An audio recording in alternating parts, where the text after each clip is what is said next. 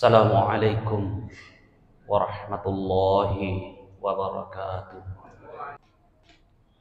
Alhamdulillah alladzi arsala rasulahu bil huda wa dinil haqq liyudhhirahu 'ala ad-dini kullihi wa kafa billahi shahida.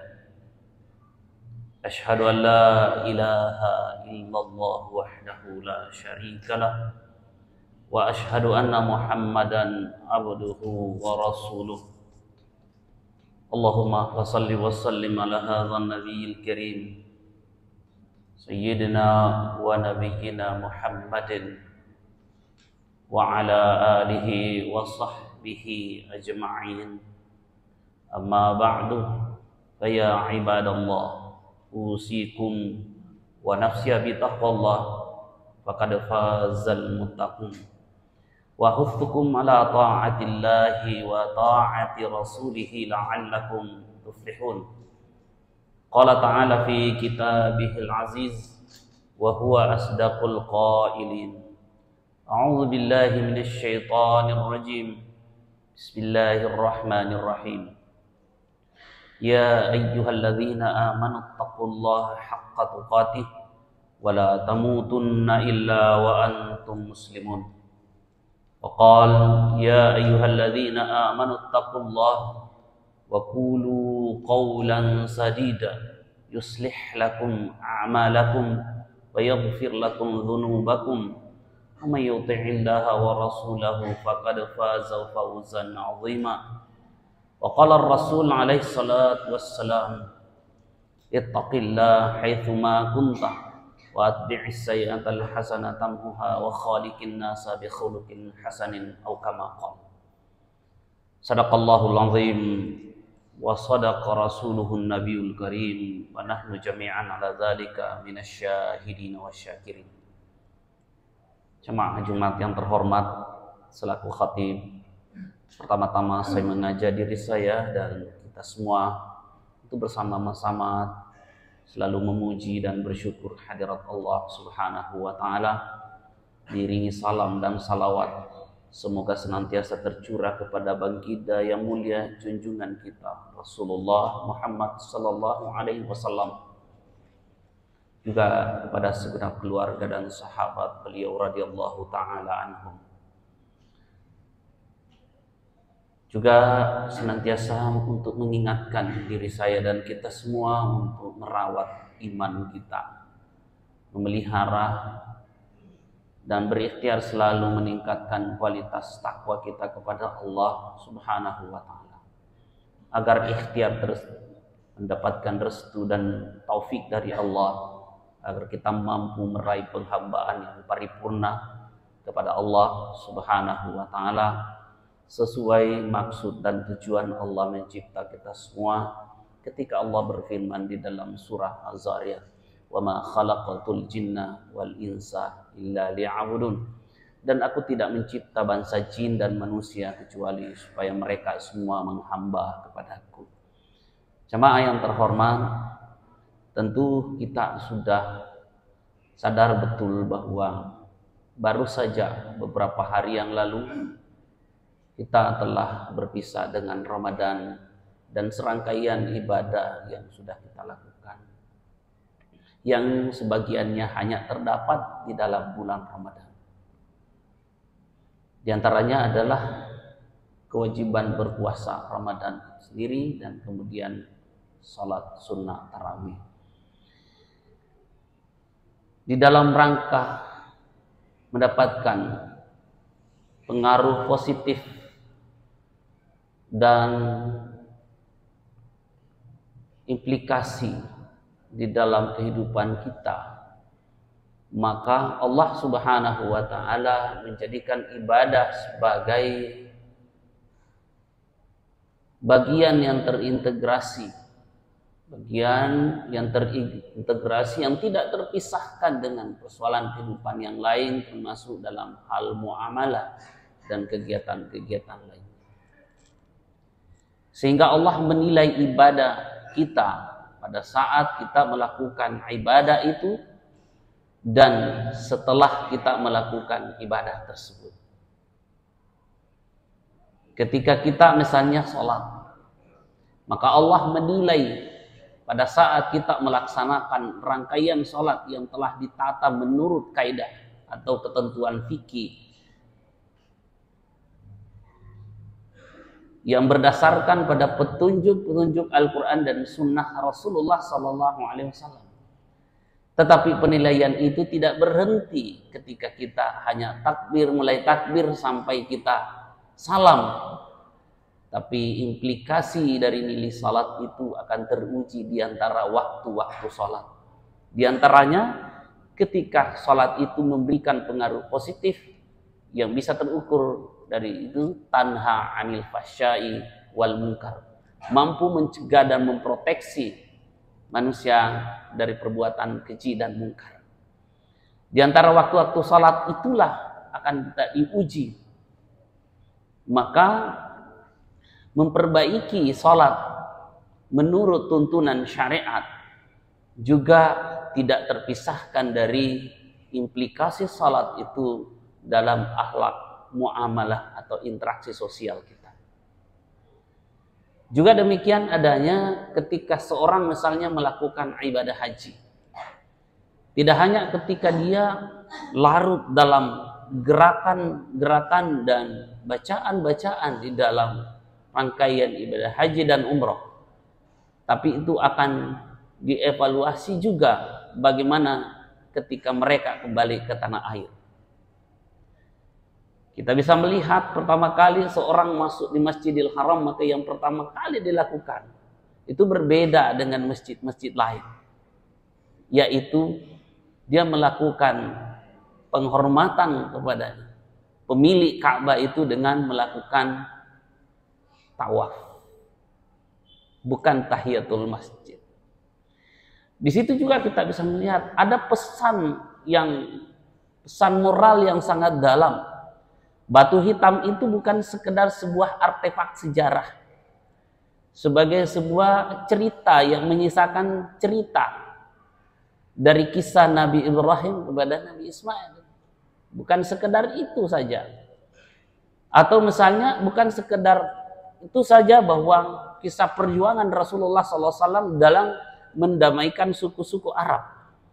Tapi komitmen itu sebenarnya harus terbawa ke tanah air, bahwa ini adalah simbol perdamaian.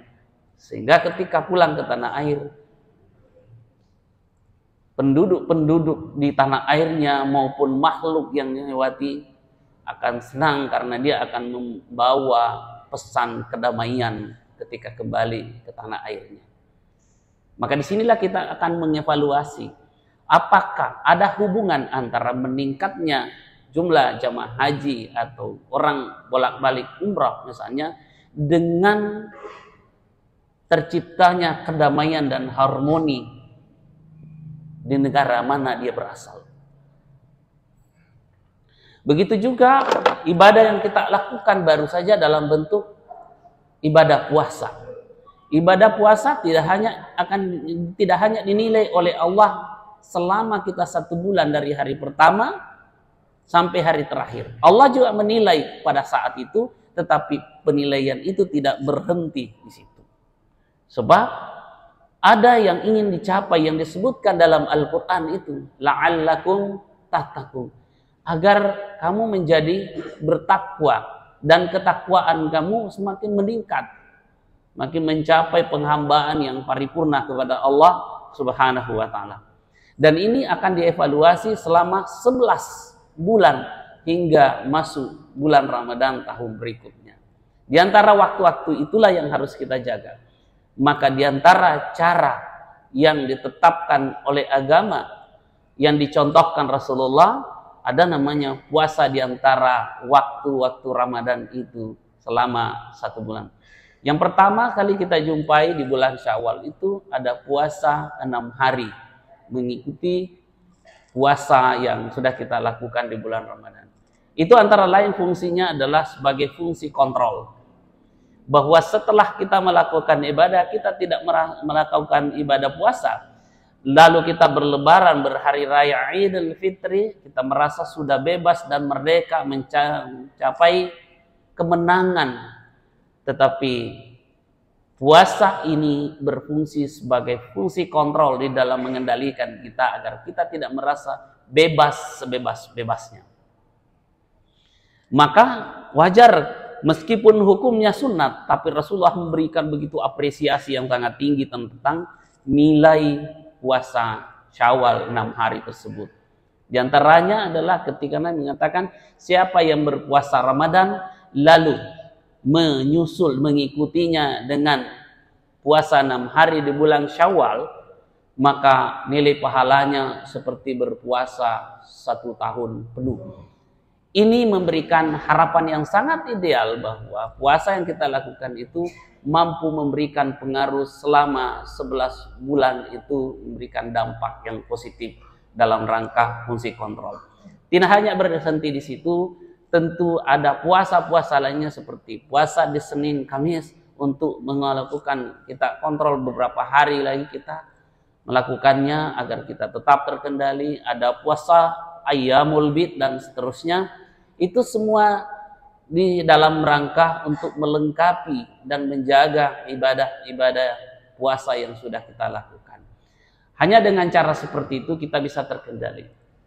Karena kata Nabi SAW, ada beberapa orang yang berpuasa tapi tidak mendapatkan nilai apa-apa dari puasanya itu illal ju' wal atash, kecuali dia mendapatkan lapar dan dahaga saja.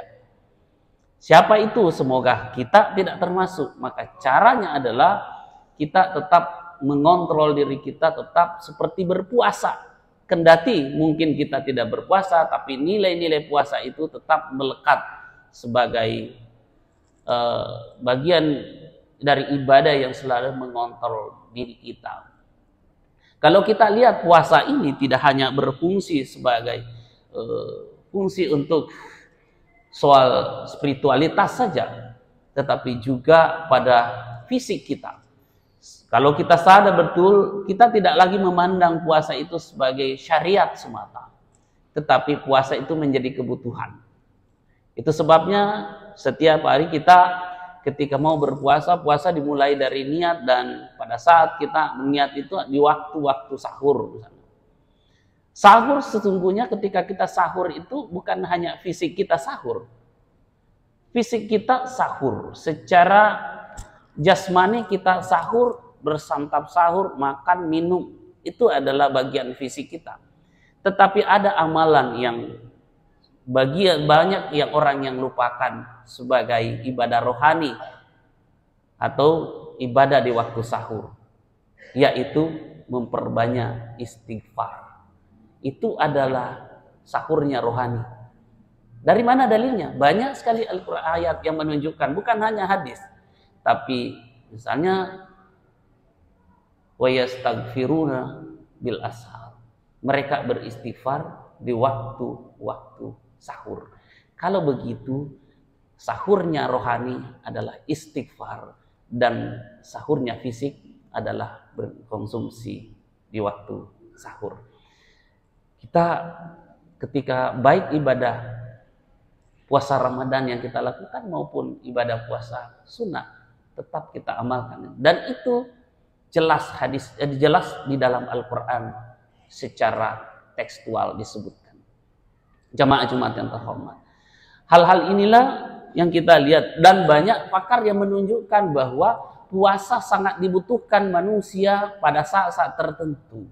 Misalnya ketika seorang pada saat mau mengendalikan dan mengatur kesehatannya atau untuk kebutuhan pelayanan kesehatan, operasi apa dan seterusnya, kadang-kadang seorang pasien dianjurkan untuk berpuasa dulu. Apalagi soal rohani, memang di sini fungsinya sebagai puasa kontrol itu di dalam rangka mengendalikan hawa nafsu kita. Bukan kita melawan hawa nafsu kita dalam arti kita harus melumpuhkan nafsu, tidak. Yang benar adalah kita mengendalikan dan mengarahkan kepada ketaatan kepada Allah Subhanahu wa Ta'ala. Betapa nafsu itu sangat dibutuhkan oleh manusia, tetapi dia harus dipimpin, dan manusia tidak boleh dipimpin oleh nafsunya.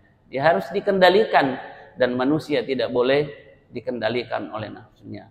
Maka inilah jihad kita, inilah perjuangan kita yang tidak pernah berhenti, tidak pernah usai.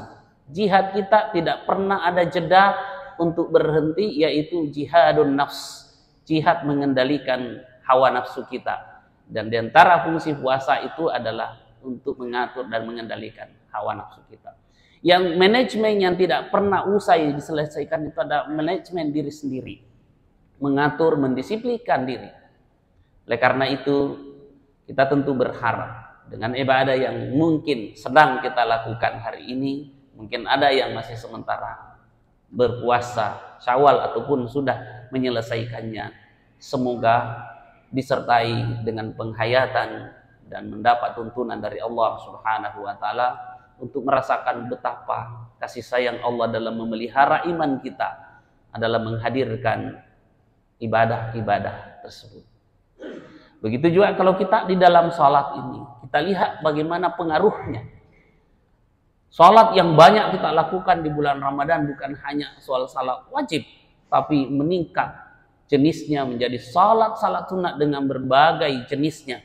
Itu dalam rangka apa? Tanha 'anil fahsya'i wal munkar. Ini juga akan berfungsi kontrol, mencegah dan memproteksi manusia dari perbuatan keji dan mungkar. Dan diantara fungsinya itu adalah bagaimana kita semakin meningkat zikir dan interaksi koneksitas kita dengan Allah Subhanahu wa taala.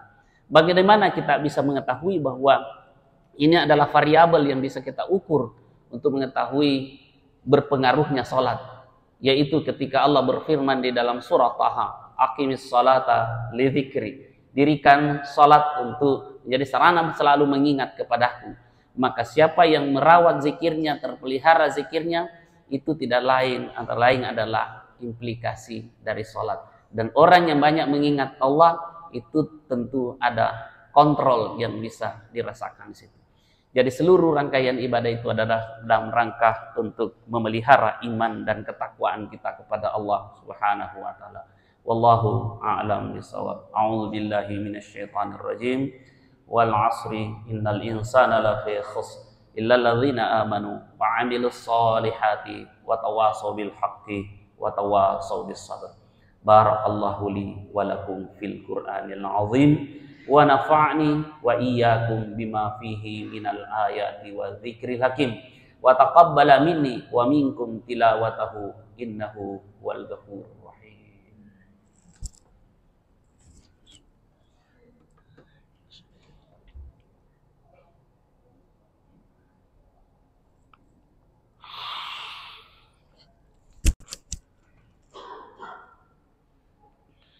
Alhamdulillah hamdan katsiran kama amarna wa ma nahaa anhu hadzar. Asyhadu an la ilaha illallahul wahidul qahhar wa asyhadu anna Muhammadan 'abduhu wa rasuluhu sayyidul abrar. Wa salawatullahi wa salamu alaihi. Qala ta'ala ya ayyuhalladzina amanu taqullaha haqqa tuqatih wa la tamutunna illa wa antum muslimun. Inna Allaha wa malaikatahu yusalluna 'alan nabi ya ayyuhalladzina amanu sallu 'alaihi wa sallimu taslima. Allahumma salli wa sallim ala sayyidina Muhammad. Allahumma salli wa sallim ala malaikatikal muqarrabin wa ahli ta'atika ajma'in warhamna bi rahmatika ya arhamar rahimin. Allahumma ighfir lil muslimina wal muslimat wal mu'minina wal mu'minat al ahya'i minhum wal amwat innaka samiu qaribun mujibud da'wat ya qadiyal hajat. Rabbana zalamna anfusana wa illam taghfir lana wa tarhamna lanakunanna minal khasirin. Rabbana la tuzigh qulubana ba'da idh hadaitana wa hab lana min ladunka rahmah innaka antal wahhab. Allahumma ya muqallibal qulub tsabbit qulubana ala dinika wa ala ta'atik. Rabbana hab lana min azwajina wa dhurriyyatina qurrata a'yun waj'alna lil muttaqina imama. Rabbana auzi'na an nashkura ni'mataka allati an'amta alaina wa ala walidina wa na'mala salihan tardah wa aslih lana fi zurriyyatina inna tubna ilaika wa inna minal muslimin. Rabbana atina min ladunka rahmah wa hayyi' lana min amrina rasyada. Allahumma khtim lana bihusnil khatimah wa la takhtim alaina bisu'il khatimah. Allahumma a'inna ala dzikrika wa syukrika wa husni ibadatik. Rabbana atina fid dunya hasanah wa fil akhirati hasanah wa qina azabannar. Wa sallallahu ala sayyidina Muhammadin nabiyil ummi wa alihi wasallim. Walhamdulillahi rabbil alamin. Aqimus shalah.